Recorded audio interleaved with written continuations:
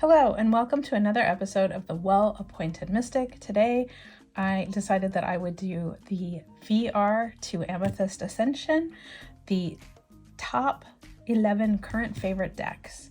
And this was a really interesting experiment for me because I have not really purchased a lot of decks this year, or so I don't have a lot of new things that are in flux or coming in. So this was really about kind of looking at things that I've been working with, things that are in my collection that I want to work with right now, and just decks that I'm really loving. So let's get started. I decided that I would start off and get the elephant in the room on its merry way and talk about the Tarot of Mystical Moments. This is a deck that I pretty much work with regularly. It is part of my Gamify Your Life challenge, so I work with it at least once a week. It has always been one of my top 10 decks, if not my top deck. I love it. I think it's beautiful. The longer that I work with it, the more I understand some of the complexities, like how they've changed the meanings here and there, related to individual images. I just genuinely really like this deck and have found it really easy for me to work with in a way that maybe isn't necessarily easy for other people to work with. But working with it for my Gamify My Life challenge has meant that I've working with it all year long, but just in small doses, which is kind of cool. So I thought I would talk about that first and just get it out of the way because I tend to talk about this deck a lot. So that is the Tarot of Mystical Moments. One of the decks that I find myself turning to over and over again, I think in the way that a lot of other people lean into like the Wildwood Tarot, for me is the Tarot of the Witch's Garden. I absolutely love this deck. It sits in that space for me between sort of fantasy, Lord of the Rings kind of vibe, as well as mystical, more not goddess, but like witchy. I mean, she is very kind of witchy vibe, but in a fantasy kind of vibe. I find myself going back to this deck over and over again. I find it really easy to read. The artwork is flawlessly crafted. The coloring is lovely. And it is a deck that I feel like can be used anytime in the year. Like, I don't feel like it's a very specifically summer deck or very specifically fall deck. Sort of aesthetically, all of that fits into the deck throughout. It's just different colors, and it holds together really nicely for me. So this is my second deck in this collection, and this is the Tarot of the Witch's Garden. That's what it's called. Next up, we have the Mermaid Tarot. I believe this is this Lisa Robertson deck? I'm not sure who the artist is. I apologize. I love working with this deck in the summer. It has been sitting on my shelf, but every time I pull it out, I fall in love with it all over again. The art is beautiful. I love the detail and how they've been able to carry the mermaid and aquatic styling through the entire deck without it feeling ginchy, I guess, for lack of a better word. But I love this deck, and I am looking forward to working with it in July is my goal here. That's my mermaid month. So yay, Mermaid Tarot. So next up is the Crystal Tarot, which I think was out of print for a while, but is now in print again. Llewellyn has it listed. It is a pip deck, but the colors and the detail in the artwork is so lovely that this was the first deck that I ever picked up that made me say, I want to learn how to read pips better. And so this is definitely the deck that I lean into when I want to do more of a pip study. It's just, I love the artwork. It's so glorious and just so unique. It's really different from a lot of other decks. And I found right now that I'm really into sort of color. And while this isn't like super bright neon, there's color detail throughout each card that just, it's just mesmerizing. My only complaint is sort of, I wish they had just let the artwork go all the way top and bottom instead of having these weird little lines. And I know because this must be a Lo Scarabeo deck that they've included the different languages, which is fine. It's small, it's easy to read, it's nicely done. So this is the Crystal Tarot. It feels a little retro to me in the styling of the artwork, but at the same time, it also feels sort of timeless and classic to me. So I really like this deck. This is the Crystal Tarot. Next up, we have the Orion's Animal Tarot, the Pocket Edition. This is a deck that I hummed and hawed for months about purchasing, and then I found out that they were going to do this mini edition, and I decided what I wanted was to hold out for this mini version if I was going to get it. And I was never quite sure how I was going to feel about the artwork. Sometimes the line work is like the coloring for the line work, like here, how they're outlined in yellow to sort of get them to stand up against the background. I was concerned that I would find that unappealing, but it has ended up not really bothering me. My only complaint with this deck is in the guidebook, they don't tell you what the animal is, which I know that they were specifically selected for certain reasons. So I would have liked to have just had the animal included and maybe whatever the association was. Because I feel like that would have been valuable. I can recognize a lot of the animals, but it would have just been nice to know, like, they specifically picked the grasshopper because, you know, the blue jay, which I find interesting, the blue jay on the Two of Wands. If you lived in the Midwest, you know that blue jays are they're kind of jerky birds. They steal other birds' nests. So I'm not sure that I would have picked a blue jay for the Two. Well, for the Two of Wands, I guess it's making decisions. So I was thinking it was the Two of Cups.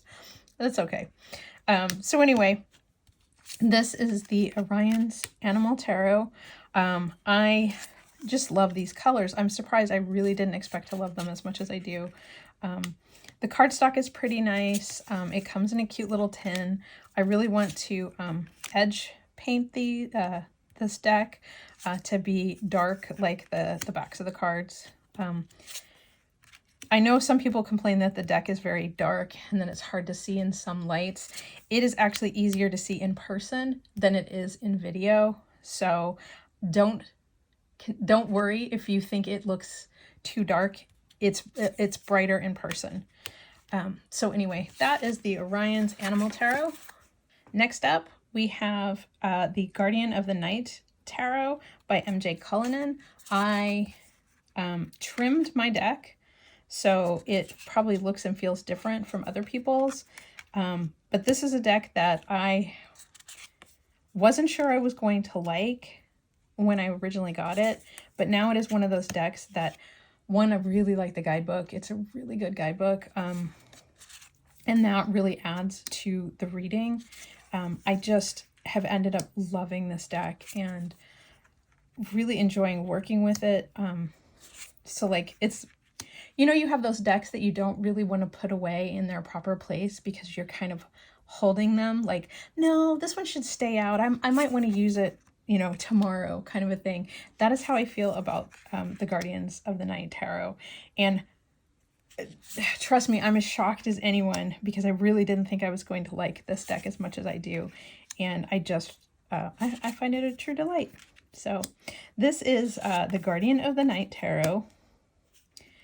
And we have two more tarot decks, and then I will go through some oracle decks. This deck is the surprise hit of my collection. It was actually in my Purgatory box. I was not, when I first got it, I was like, this is not a deck for me. I don't know what I was thinking when I bought it. And now it is one of my favorite decks. To me, this is another deck that really fits into that sort of fantasy vibe for me. It reminds me of video games in a way that I think other people talk about, like the tabletop tarot. So if you are doing a this or that of decks and you were thinking about getting the tabletop tarot, but it's too pricey for you, I think the Tarot at the End of the Rainbow is a great substitute for it.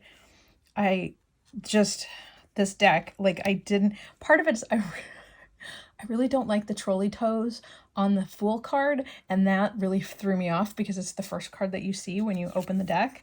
And so that really put me in a place where I was like, I don't know if I'm gonna like this deck. And something made me pull it back out and use it. And this deck, it's super chatty to me. I mean, look at this Cthulhu I just love him.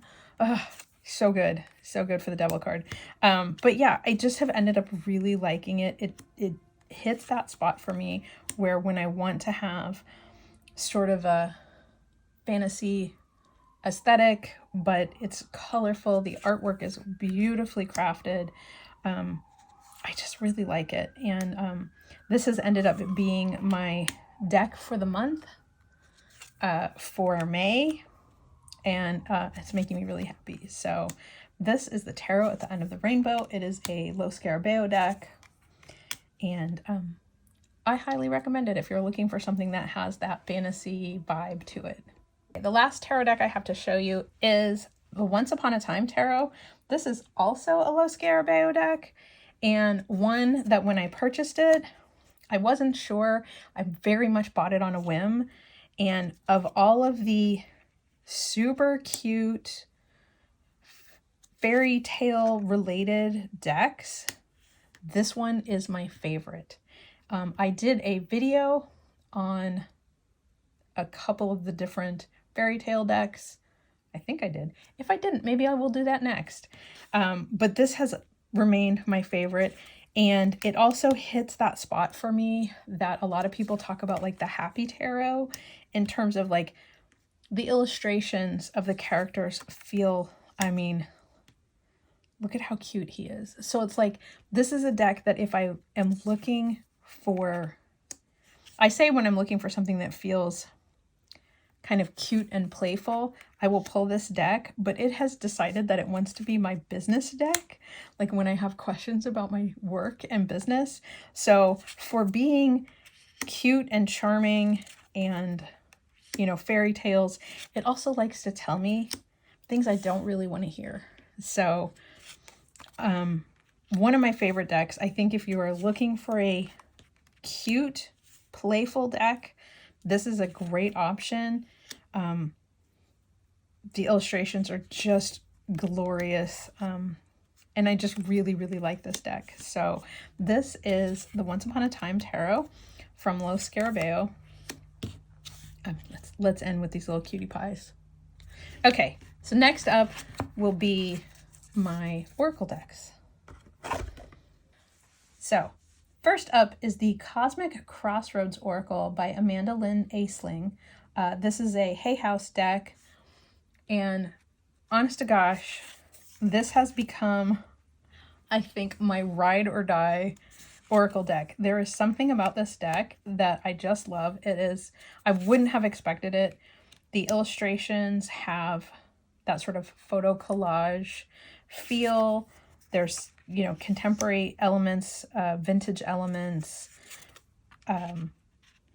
you know, but the keywords are great. It has hung really nicely with some of my tarot decks in a way that I was not expecting. There's just something about this deck that has really spoken to me. I really like how the guidebook is written.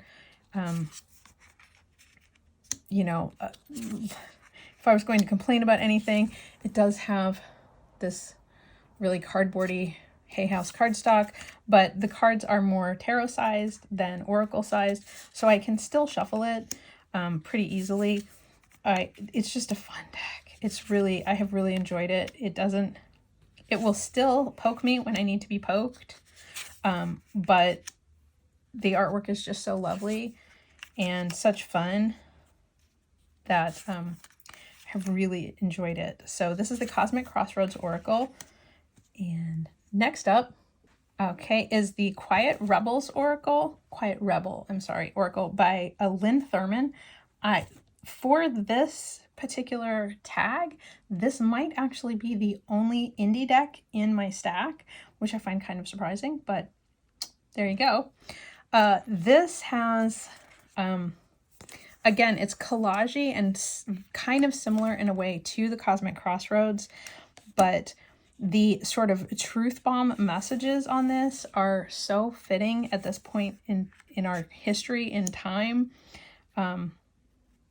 There's just, again, it's a combination of photography and vintage illustrations, but just such a great, like, the guidebook is great, but with the keywords on here, you don't necessarily need them. So it makes it for a good quick reading or an add-on to a tarot reading. They're just delightful, and I'm really enjoying these. So burn it down. I don't know, maybe we should end with that one. Let's see what's next. Time Bomb, Urgency. Well, maybe we should get to the next deck. Okay, the last deck is the Talisman Oracle by Nora Paskaleva. I'm so sorry if I didn't say that right. This is it calls itself a Talisman Oracle. The book includes references to these very, very tiny talisman kind of sigil marks, but the keyword and the animal are oftentimes all I need to recognize these. I am so sorry about the glare. These are incredibly shiny. I will try to hold them slightly so you can see them. But like this one that says Destiny, this right here is the talisman down the shoulder. This is Protection.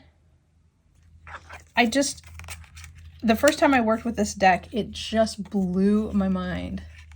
So there is, let's see if I can get that. There's the Success with the big gold star, you know, Intuition, the sort of third eye, and the beetle. Learn the Truth with the owl. Like, I just find them to be lovely messages, and certainly you can take advantage of the talisman icons that are on there or create your own. So, Banish a Curse.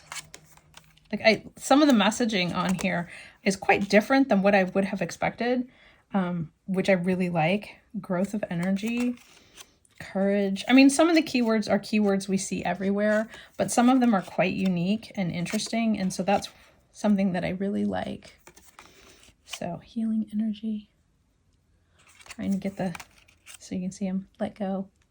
So, the Talisman Oracle is my last deck crush for late spring 2025. I hope you enjoyed this video, and I really liked making it, and it was fun to sort of just talk about decks that I really like right now. And it's not to say that I won't like them again later or continue to enjoy working with them, but some decks come in and out of our lives, and it's nice to talk about why they're working for us now. So anyway, thanks again, and I look forward to talking to you again soon.